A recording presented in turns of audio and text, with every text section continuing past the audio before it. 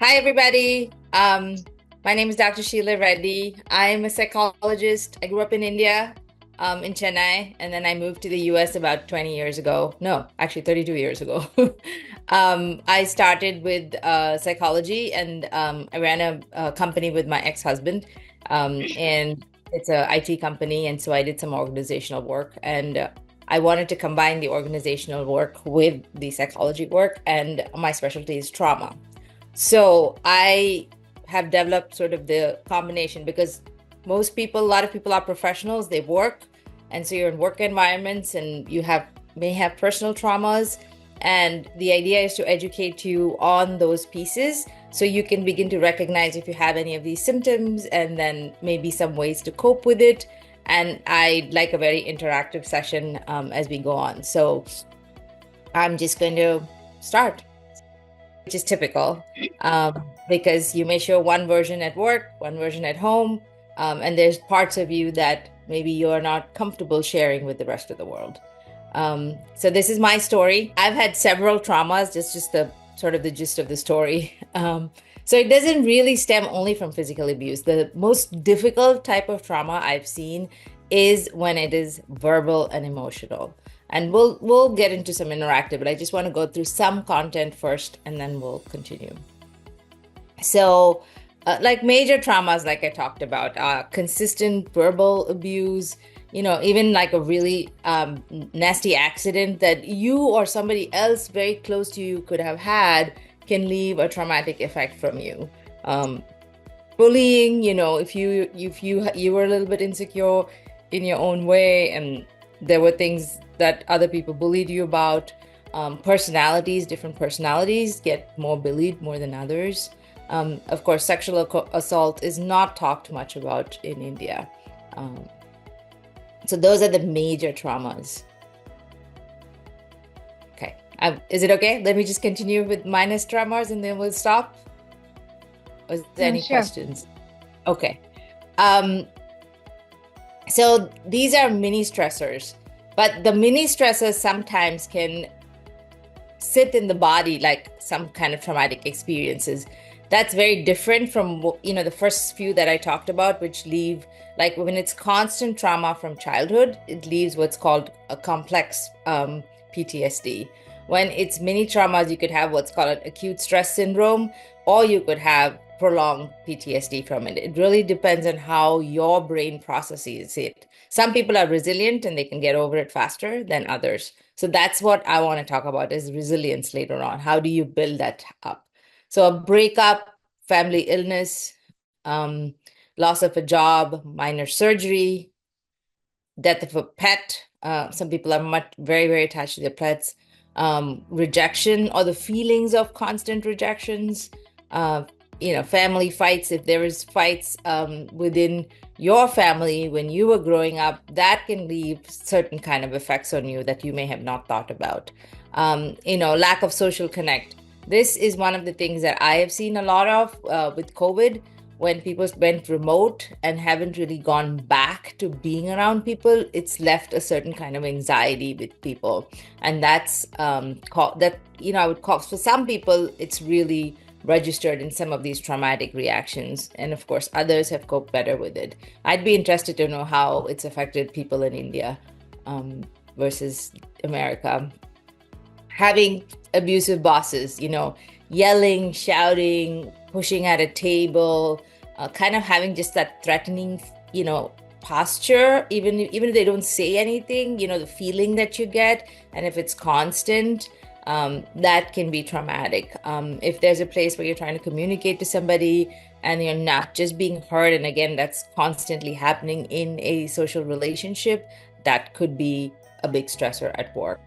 Um, what I want you to understand is this emotional sort of abuse where the person who's being traumatized or being abused is someone who's probably cares a lot, wants to please people, and even though they try, it feels like a no-win situation. So there's a lot of blame and the other person isn't taking responsibility. You'll find typically that when the person is a very sort of black and white in a way, they may not want to be abusive, some people, but it just The behavior can be that way. So it's not that the person is bad, but the behavior is just that way because of the way that person is built. So there's always blame. It's your fault. It's your fault. Your fault. And even if you try to explain yourself and you try to give a big context and you're willing to take some responsibility for what's happened, the other person takes absolutely no responsibility. And there's this sort of entitlement, like, I deserve this mentality. So there's the breaking down of the other person's self-esteem. And, people like this will rarely give compliments and make you feel good about the things that you do. So, that's that feeling and that sense of, even if you feel good about yourself, it begins to get torn down a little bit. The other thing is, I was thinking about this before presenting this to you last night. Intrusion of boundaries, like you may not be able to have your space. It's, you feel like it's constantly in your space. And you feel suffocated, that's another sign. And what ends up happening is there's this sense of helplessness. You feel like you can't win. When I was thinking about intrusion of boundaries, I know, I'm going to go to this next. I was thinking about, how in India, the culture is such that it is a little bit intrusive socially, right? I mean, everybody's in everybody's business. And the expectation is that you please others in some ways. Like you have to keep others happy. Log kya kahenge, there's a lot of caring about what other people think. Now, in some ways, because you're interdependent in India, there's a lot of social support. But in other ways, if you're an introvert, if there's part of you that wants to get away and you're not allowed to get away, that can create a lot of anxiety. So, when I was, presenting to different cultures, there's also, you have to take the cultural situation into consideration. So how much of this is partly cultural? And then if it doesn't fit your personality, it could still be very painful. And then how do you navigate that?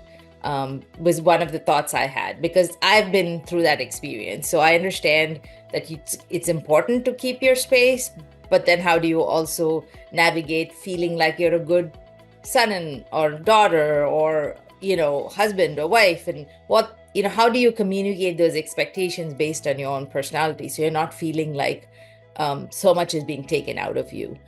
It's just a thought. So the reaction to trauma could be typically in a situation where is fight, fight, flight, freeze, or fawn. And you may not think about it, but the fight reaction is getting defensive because and this fight reaction can happen even if it's not a major trauma reaction. It could just be a very defensive place, and you're not able to hear the other person because you have already gotten into that really defensive space, and hear the other person in the sense if you've experienced something, this kind of reaction can come into a different situation because you're viewing this person or this situation subconsciously as very similar to a past situation, and you may not realize it in the moment. Flight is, you may, somebody comes and tries to tell you something as a, conversation, but if you've had a trauma from before and it's triggering something in you, you may just want to run away. You'll just get overwhelmed. You don't want to, deal with it. And the freeze would be the disengagement. You would just like stop, because you're not able to think. And, in a office situation, you may just not be able to tell what's on your mind or talk about the things that you could actually contribute to the team. And the fawn is where you kind of lose your personality maybe, or you're always in the pleasing state, just doing it because that's what's expected of you, and you don't really have a sense of what you really want. So you're almost a shell of yourself. So the aftermath, and this is not necessarily trauma, even if you have some mini traumas like the mini stressors, something difficult happening at home, difficult experiences. The question is, how do you feel afterwards? I want you all to think about some difficult experience you may have had recently. a negative interaction, possibly, somebody being ill, and how did you feel after that? Was that something you were able to say, okay, I'm feeling bad, this is difficult, and then go to work and be able to perform just in the same way? Or is it something that you kept thinking about, for a day, for 2 days, for maybe the whole week, or it's something that's still really intruding on in you? Not sure how comfortable all of you are in sharing. Do you relate to that experience? Can somebody share something about that?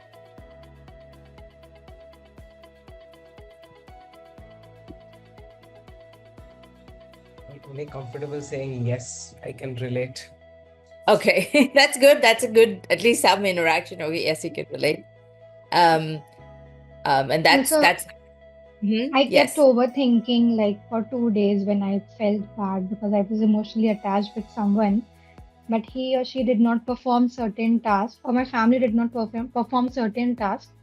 So I kept thinking for 2 to 3 days, but then I was like, okay, let it go now. How many times I'll think for it? Right. So thank you for sharing that. So I think in that 2 or 3 days of thinking, there's this really uncomfortable feeling, right?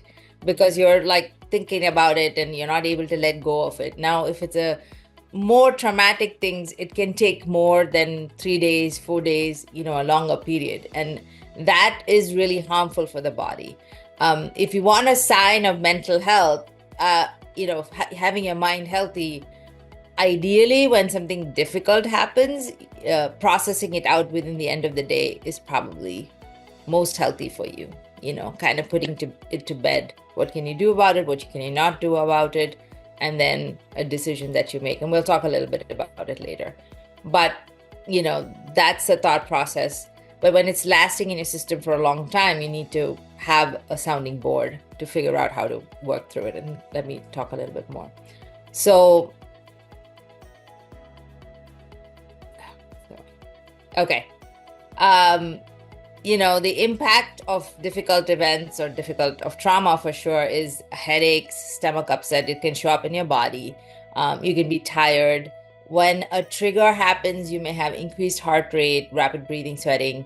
In the mental impact could be unexplained memory loss, bouts of confusion, sadness, all of that, numbness. So numbness is where you actually have pushed away the thoughts and you're going through life in sort of a numb emotional state. You're not fully present there because that's how you've coped with it. Dissociation is where when if you've had those kind of traumas and something happens that triggers a trauma, you literally like kind of go off into a different space. And these result because your emotional stuff has not been processed. Some people end up with really unhealthy coping mechanisms like cutting, social withdrawal, alcohol abuse, binge eating, and just things that are not healthy for you. So what happens is you're not able to manage your emotion. Affect regulation is you're not able to manage emotions. You're not able to modulate anger. You might be self-destructive. Now, you're all working, so I'm assuming there's no suicidal preoccupation, but there could be thoughts of suicide periodically. You may not act on it, but when you feel very helpless and trapped, it is not uncommon, actually, for people to feel like they just want to end it all. So they may not act on it, but that thought process is there. Some people can not, may have trouble modulating sexual involvement.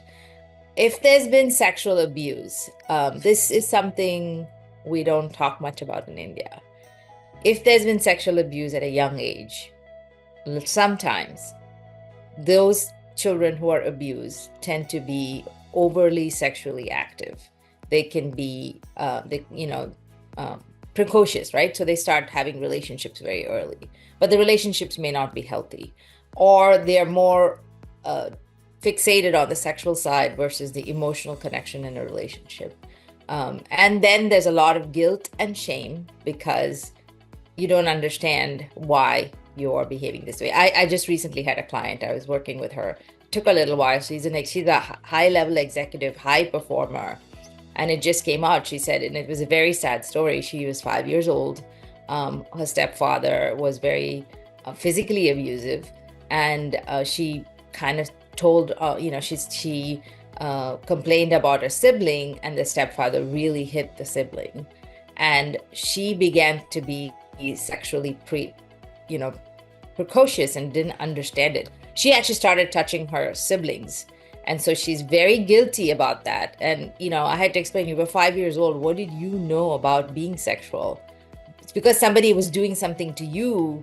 And usually when that happens, they say, we're just playing with you. Don't tell anybody. And then the child interprets that as play. And the brain does these things that the child doesn't even know. And now as an adult, there's a lot of guilt and shame about hurting her siblings. I mean, when she was about 7 or 8, she realized something was wrong and she stopped all of this. But she's carried all of that pain with her. And it's not something that she would have ever wanted to do, but it's something that she did because she didn't know any better. At 5 years old, you don't know any better. You don't, your brain isn't even able to process these things. And when it's happened at a younger age, people have more issues and they don't even remember. They just remember the emotions and how they react today. And they don't have words for what's happened in the past. So what, I don't need that. So for normal, healthy connection, we need to be able to connect and have connections with people. We need to tune into their emotions and how they are, and you want to be able to trust them. You want to have freedom, and boundaries. If things are not intrusive, and you're able to be vulnerable. Like you can say something to somebody, not be perfect, and you'll still be accepted. But when there's been traumatic things, you probably disconnect from your own self. The survival style is to disconnect almost from your old self. And then because you don't like yourself, and there's all this other negative emotions, it also becomes difficult to relate to others. You don't know your needs, because if maybe you expressed your needs, then the person said you didn't deserve it. So you feel like you don't deserve your needs to be met. And I can tell you from my experience that this sense of, not being loved, period, in the beginning, I just wanted attention. I just really wanted somebody. But even when I was, people were nice to me, it was hard to take it, because there was a part that was like, is this really real, or when is this going to go away? Because you don't trust that these relationships are going to stay and that you're actually worthy of something. The trust, so the trust survival style is you don't feel like you can depend on anybody, and that you can truly feel like the relationships are stable, or you have no control, like you don't feel like you have no influence on the relationship. In the autonomy survival style, you'll feel burdened and pressured. You find it hard to say no and set boundaries because you've never been allowed to set boundaries. And you don't feel good about yourself. So then what might happen is you might, overly think about how you look and how you perform, and feel like only if you do everything perfectly, then maybe you can belong in this world, that maybe, people like you. And these are all very that hidden self within you. And, you may have a difficulty being vulnerable and, truly feeling, you might have a relationship and, this fight response may come in the relationship. There's different kinds of attachment styles, and I'm not going to go into that.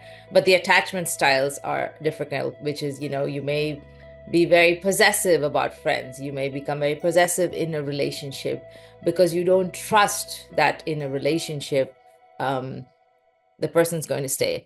And I'll talk about attachment a little bit because I think it's important.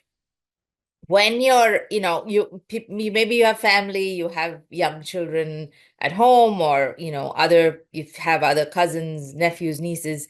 So at a certain age, which is about 7 to 9 months, is when the separation anxiety happens. Children who, usually will come to you if you call them and hug them, at about that age, they get scared of you, even though they were not scared of you, and they only want to be with the mother. And if the mother leaves the room or the father leaves the room, they'll cry, because in their brains they still don't have the sense that even if the parent leaves, the parent will come back, right? It's that building of trust. And then crying, and the parent leaves and the parent comes back, eventually the child begins to trust. Oh, if you build what's called a secure attachment, if mom is in the other room, mom is still there. It's that sense of security that when you are troubled, when you have difficult attachment, traumatic reactions, there's a part of you that's always anxious, and you may be anxious about losing anybody. And that anxiety can translate into control.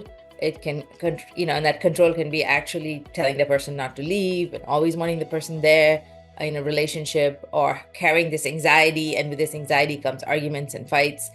Or there's avoidant, you very quickly, before the other person breaks up with you, you'll break up with them. You think, that's the better way of doing it. So there's different ways this plays out, and there's attachment styles, and that's a whole different presentation. But I thought it was important to talk about that. And then the negative thinking that you would have that would make you uncomfortable. It's all my fault. I should have done this. I could have done that. I'm not good enough. What will people say? I can never please anybody. And there's this everyone, always, never, these black and white thinking patterns that can happen when you've struggled with it. Can we have some questions? I have one question. In the start of the presentation, you showed there are different personality types that people have. So there are a lot of, I would say, questions and tests which is there online. That are there any legit ones, as a psychologist, that you kind of advise, or is it has to be done in person with the with a trained person, or the online test, which is there? Well, I think there are specific tests, like for depression, anxiety. There are like actual, if you go, well, it's not still on my website, but it's on my old website, but I have links to anxiety, depression. There are specific scales that are empirically validated. Like you'll get a good score and an answer. The emotional intelligence scale I showed is an empirically validated. It's an EQI 2.0, but you have to go through a coach. The reason they have you go through a psychologist is because we're trained to then explain the results to you. Otherwise, you may misinterpret, everything that's being told to you in those results. In terms of personalities, I know there's that 16 personalities test, which is based on the MBTI, which you can get free online. It gives you a sense of how you may relate to the world. But you also, after you do the test, you'll be like, well, maybe this is 75% true of me, but not 25% true. But you'll still get some awareness in these tests. You're looking for some awareness in who you are, or you're seeing it for the other person. Are you asking about these tests in relationship to yourself or your team?